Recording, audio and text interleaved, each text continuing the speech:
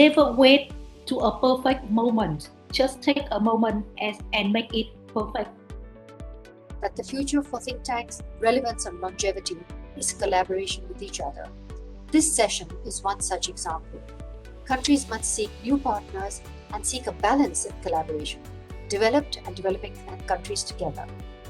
But also in this region, we have an incredible culture of mutual aid. And with the technologies that we have today, we can really use that to scale that mutual aid into unprecedented forms of collaboration and coordination. I've got 3 suggestions.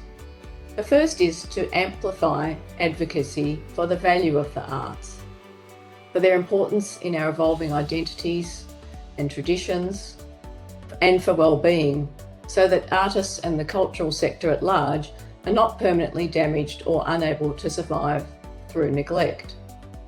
But so far, Europe needs to look more towards Asia and to the highly developed nations such as Taiwan, Japan, and China, and need to learn how to adapt to the future to secure prosperity and growth, or, so to speak, to well-being and optimism.